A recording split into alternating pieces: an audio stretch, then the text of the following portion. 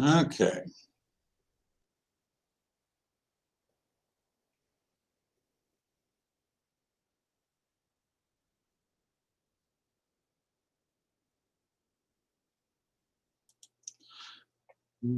So that's going to get started when it's ready.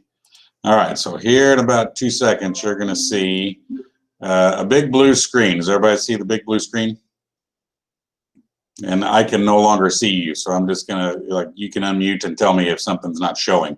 But right now you should see, welcome to 7th grade orientation, kind of. So typically what we've done, and this is my 10th year, last year we didn't get to do the in-person parent thing. And this year we didn't get to either because we just can't put that many people in that space. But what we've always done in the past is we've invited all our families in. We've had dinners before, you know, we've had kind of tours around the building, things like that. This year and last year we weren't able to do that. So this is kind of a scaled down production from what we've done in the past. And we hate it because that's a good chance for our teachers to get to meet all of you and for me to meet all of you. So so this is how we got to do it, but that's okay. We'll make do with what we got. So let's kind of work on kind of what's going on for next year. But there's some big news. I told the kids today, I am actually not going to be here next year. I'm taking a new position in a different town. So Mrs. Angie Gillette, who is our current athletic director at the high school and used to be an English teacher here, will be taking over for me as principal. The kids got to meet her. She hung out with us today when we did the kid thing in the library. So they got to meet her and we got to have a little fun too. So so my job is, you know, sure, I'm going to get you guys started and kind of get you what you need to know for next year. But, you know, you're going to start making contact with Mrs. Gillette. At some point, we'll transition her, and that's who you're going to be talking to. So goals for tonight. So we're going to complete that yellow form. So hopefully your children brought that yellow thing home because it needs you to sign it. So I told them, God forbid, they have to interact with their parents and actually talk about school stuff with them, but I told them they had to. So they may have it in front of you right now. If you don't, that's okay. I'm going to put some images up that you'll see what we're talking about. That's our biggest goal. Another is just answer questions about the transition to Central from FIS. So talked about this with the kids today. There's a lot of differences, but we didn't have time to really dive into anything super deep. You know, we just talked about in general, you know, things that they're going to have to be good at if they're going to be, you know, a good junior high student. Answer questions about next school year that we actually have. Okay, so there is good news around the corner. If things keep progressing in early June, we may be back in phase 5, which is good news because that means we're going to go back to a more normal existence. That's good news for us because hopefully that means our schedule can go back to normal and we can actually do these exploratory classes that we talked to the kids about today. So so fingers crossed that things keep progressing the way they're going so we can kind of get back to more normal. I mean, we're getting a little bit more normal here and there, but this might be a whole lot more normal. So like I said, please mute your devices. I think by now everybody knows to do that because it's just good etiquette. If you have questions, go ahead and put them in the chat as we go. And at the end, I'll read those questions and try to answer them. Now, I will say this, I'm very distracted by the chat when I do these because when they pop up, I want to read them because I want to help right away. I don't like waiting, but we'll try to wait till the end and do those. And this one's being recorded. So people can watch it at a different time if they need to. So let's kind of dive right into that yellow sheet if you've got it sitting in front of you. So at the very top, like I said, we went through every little piece of this with the kids. So, and I told them if they wanted and needed reminders or maybe there's something they forgot by the time they got home just to tune in and watch too. But the very first thing that we did is we stopped them at this top piece. So make sure first and last names on there. I told them that today. I'm still meeting a lot of these kids, so I won't know who you are by first name when I go to make your schedule in June. So so make sure first and last names on that. So these 4 classes are offered here, but they are not part of our exploratory program during first hour. Okay, so that's why they're set aside from the other group. So if students that are interested in art, band, advanced math, or advanced literature, you need to put a little X in those little spots. So there's only one section of 7th grade art. So about 20 or 25 kids will get into art. If you don't get it next year, you'll get it your 8th grade year, right? So just keep trying. Band, they are probably already doing some lessons with Mr. Johnson. If they're going to continue band, please mark band. That way we know to put you in there.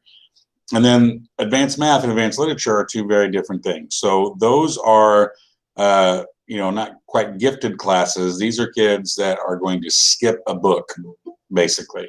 It looks like I might be getting a request to let somebody in. There we go. Okay, I knew that might happen. Okay, so advanced math, the way this works is our teachers will go over to FIS and they're actually going to give them a math test.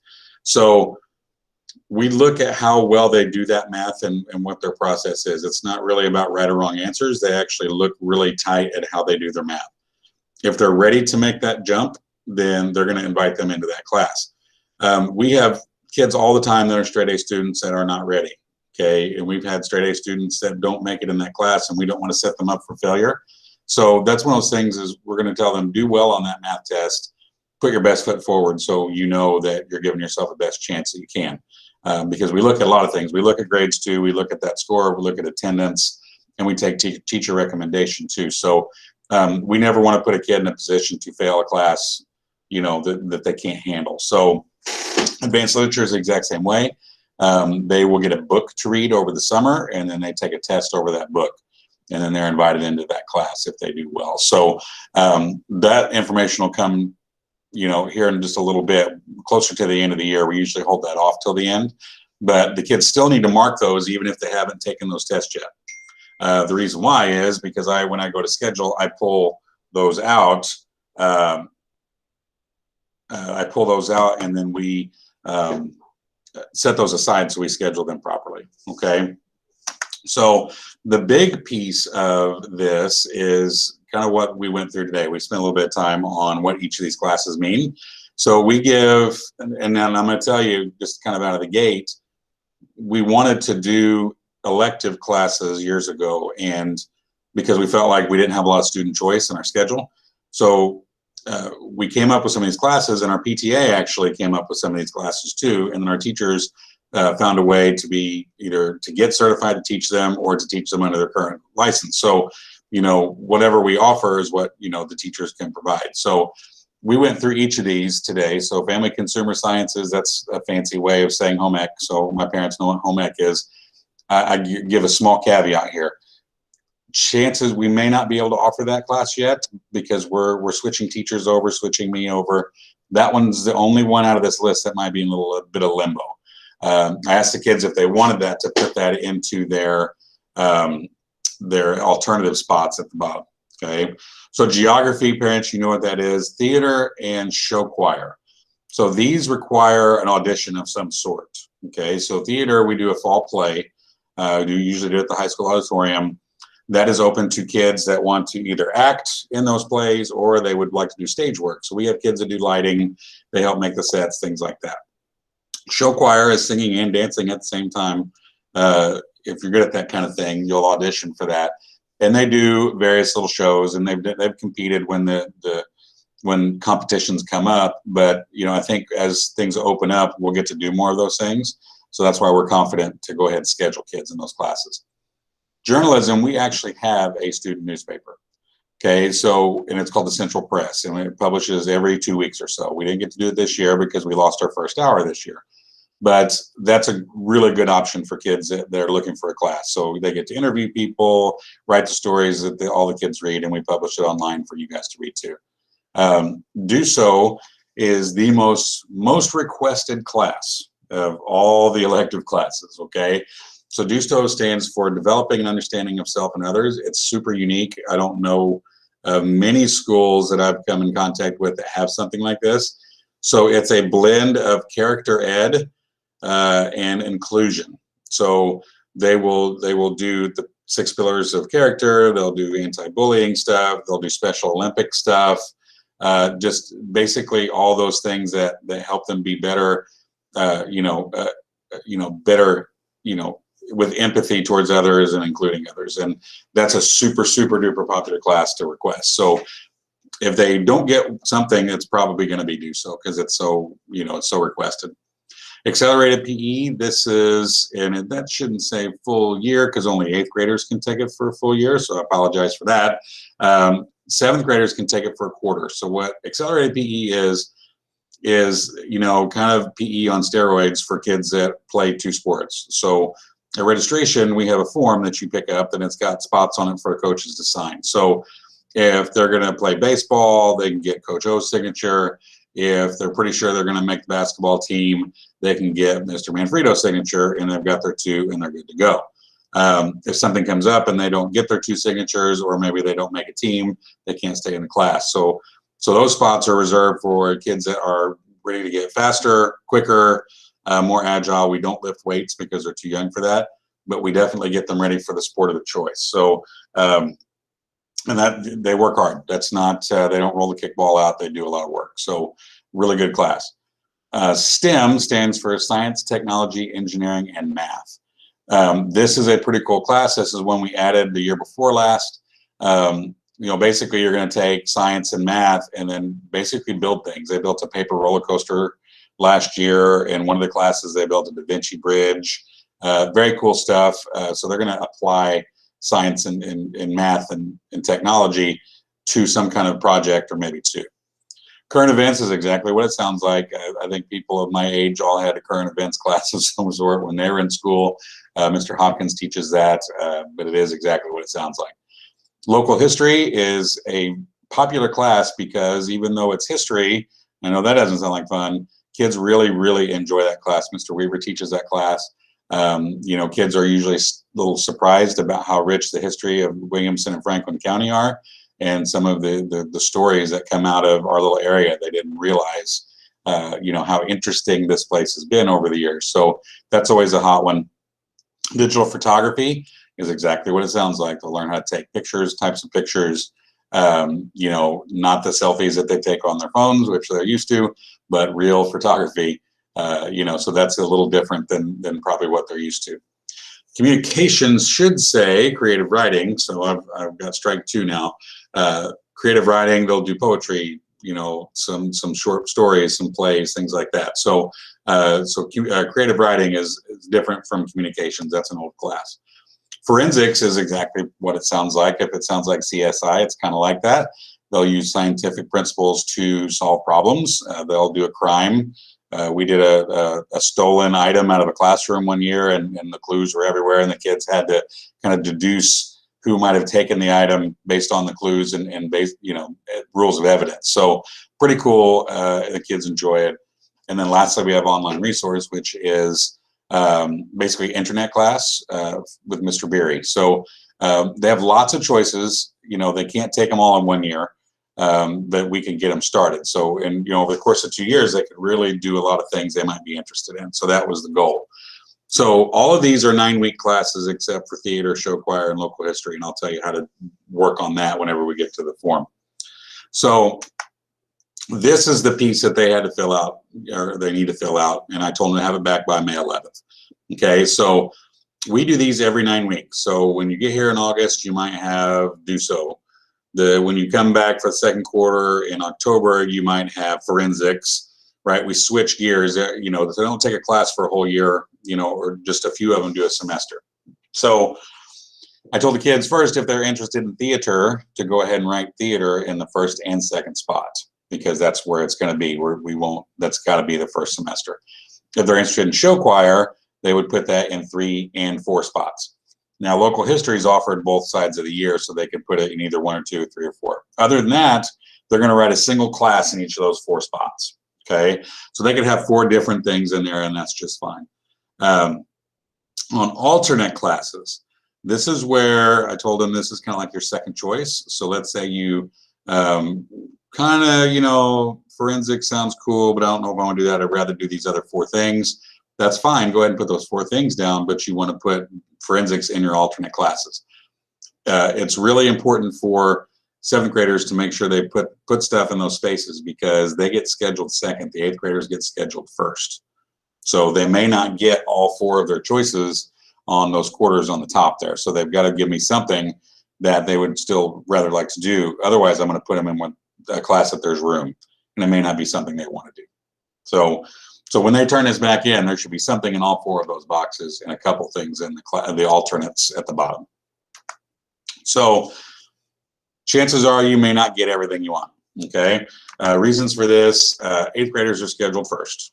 Okay, so they get their pick of those first round exploratories. Some of them had to wait on some because of an 8th grader, right? So if they didn't get do so, then they would get it the next year. So they've been waiting on that.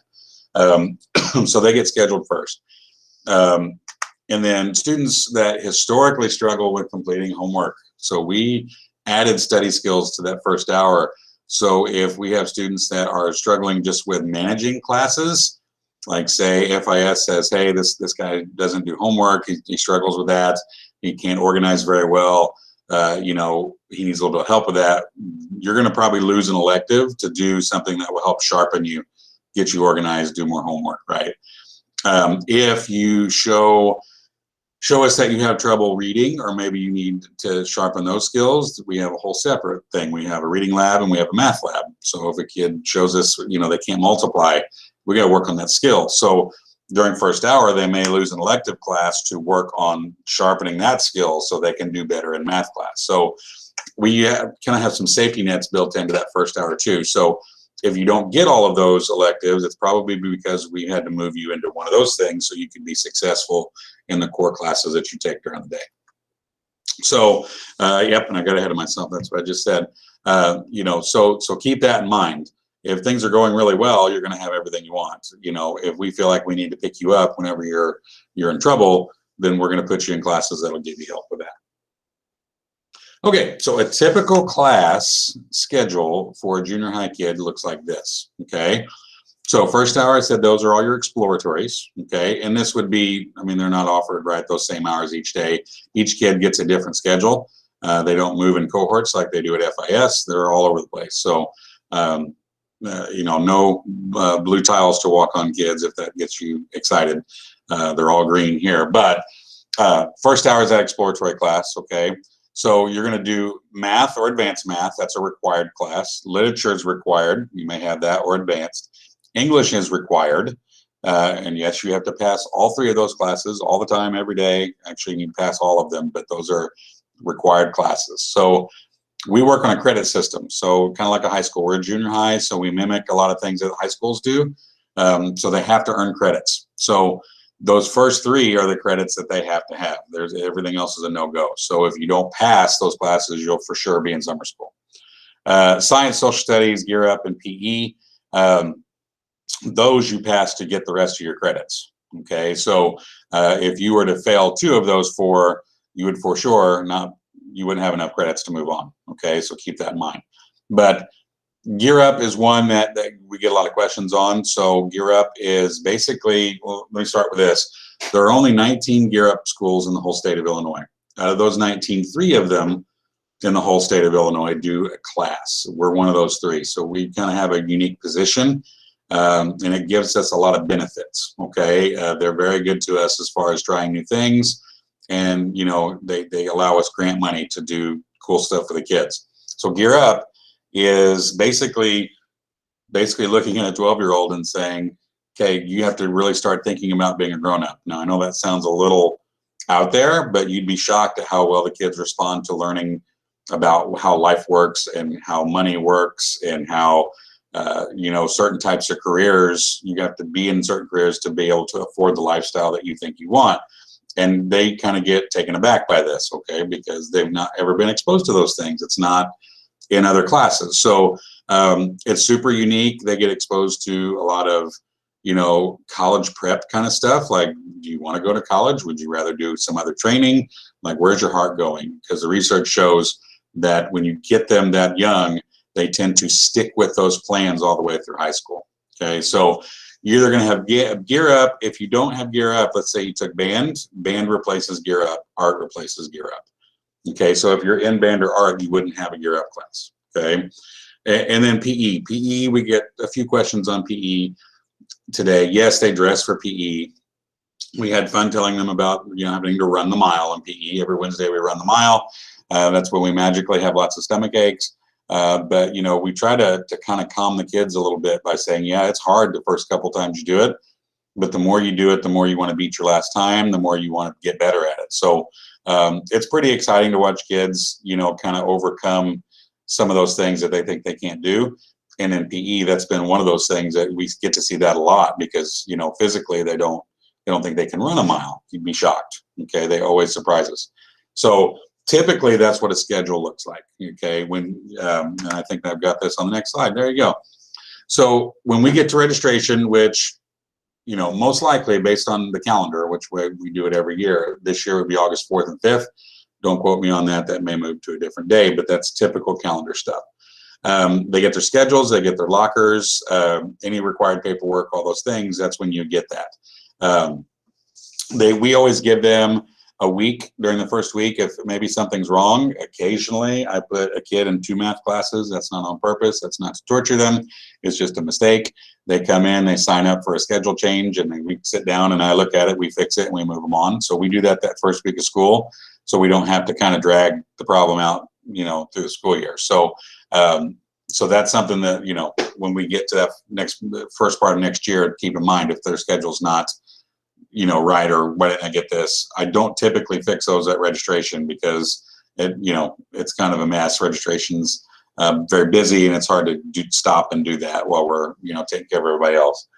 What we've done in the past, so now I will definitely say, Mr. Gillette, you need to do this because it's a huge payoff for our 7th graders. Okay, we always do a couple of days that the kids can walk around the building, find their classes. Like after registration, they've got their locker, they've got their schedule, that they can walk around the building and look for stuff and just kind of learn their way around before they ever come in. You know, they can bring their supplies, stuff their locker, right? They can get adjusted before they come in that first day. So I'll be encouraging her to do that because our 7th graders really need that. They enjoy it. They get to relax and kind of find their way around and get comfortable with things before that first day, and they don't feel like, you know, everything's just an anxiety-ridden, you know, thing. So be on the lookout for that. I'm going to encourage her to continue that. So let's answer any questions that you have. I'm going to stop sharing my screen and then go back to the chat. If you put anything in the chat, let's see. Chatty chat, where are you at? Here we go. Okay. Okay, so Nicole asked, can we choose to put our child in the skills class? A lot of times we're already going to know that, okay?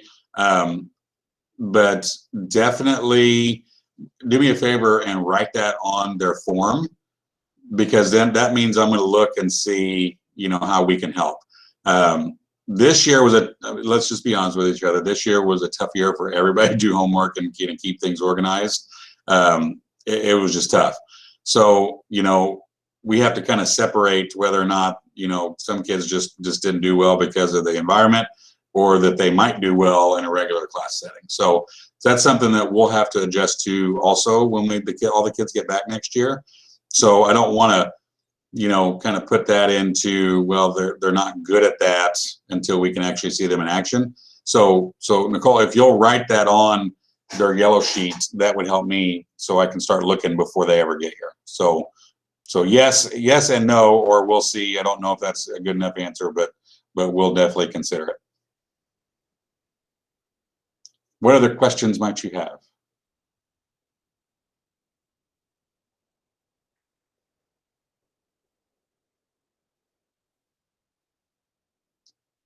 Everybody's shy now.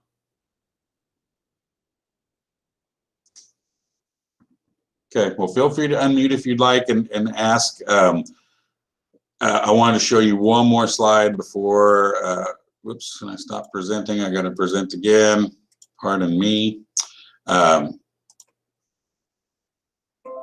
So, one thing that, a couple plugs, okay? Please consider joining the PTA. This has been a great bunch of folks over my 10 years here. Holy cow, they have been okay. So, yeah, do they raise money and buy stuff? Yeah, but they've been so much more than that for our school building for a long time. So consider joining the PTA. That's a good bunch of folks, and they very much do. That's not proper English, but they serve our schools so well, and it's just, you know, everybody, you know, feels good about serving, and they've done so well for us. We have lots of social media presence. Okay, so pick your poison. I think we get most of our traffic on Facebook. Most of our kids are on Instagram, and that's where they see a lot of our stuff. And it seems like only I'm on Twitter. I don't get a lot of reaction on our Twitter stuff, but we are on all 3 of those social media spots. You can email me any question you want. I'll answer it. So don't feel like, if you have questions, don't feel like they're never going to get answered until something bad happens. We'll try to help you before we ever get to any of this stuff. And then their yellow sheets can be returned to their teachers at FIS. I will go over there on Tuesday and collect them so they can turn them back in there. If you have folks that are remote learners, they can pick up a yellow form in our office or the FIS office. I'll put those out in the morning. So if you're listening right now and you're remote, or some remote folks, that's where they can get those, and then you can rewatch the video and make sure you know where to put things. So I always show this graphic because it kind of captures what we try to do here. First and foremost, the people that work in this building are amazing people. Okay, and I'm not just saying that because it's Teacher Appreciation Week. I'm saying that because, for 10 years, I've been very spoiled with very good, caring adults that know the difference between these 2 things. Okay, so what we really want to see kids do is what's on the right. Okay, junior high is that spot where kids start to take risks. They start to kind of decide what's right and wrong for themselves, and we'll definitely guide them through that. But what we don't want are kids to look at failure or setbacks as a way like it measures them, like they're just not good enough because they can't do this right, they can't do that right. We try to reframe that and say, okay, take that last failure, how do you build on it and do something better? The guy on the right's building up off those failures. That's what we really want to do, and that's what these folks believe in. So be aware that when they come to this building, yeah, it's going to be different. I mean, we have kids every year that struggle with the lockers. Some kids completely don't. They just fly like an eagle and they have no trouble. But we work with them. We'll help them. We'll show them how to do it. And I know lockers is kind of a silly example, but it's a big deal to a kid because that's that first thing that if they're not good at it, it's going to wreck their whole day, right? Because they're in a new place. So what we explained to the kids were, we're going to help you and we're going to build you and make sure that you can be as good as you want to be at everything you do here. Okay. Another one, you might get, we laughed about this with the kids today. Your first B might happen in junior high. And that doesn't mean that you're not a great student. That just means that you're learning a new way of doing things with new people, and we're getting you ready for high school. So, getting your first B at our school might be the best thing that's ever happened to you because you learn to unlearn and relearn how to do things, right? And kind of grow. So that's been our mission for a long time, is to make sure kids understand the difference between these 2 things. We're not going to beat you down with failure. We're not going to put you in positions to where you feel like you can't build upon what's not going well. We're always going to put you in a winning spot. So I try to make the kids comfortable with that today. I want parents to feel comfortable with that. We know these are your babies, and this is a tough one. If this is your oldest that's going to junior high, yeah, that's tough. If you've had siblings come through, which by now I've had quite a few, this is like not a big deal, and you don't really worry about those things. But we'll take care of your kids, and we'll make sure that they're where they're supposed to be. And you can always reach out. Nobody's going to not want to talk to you.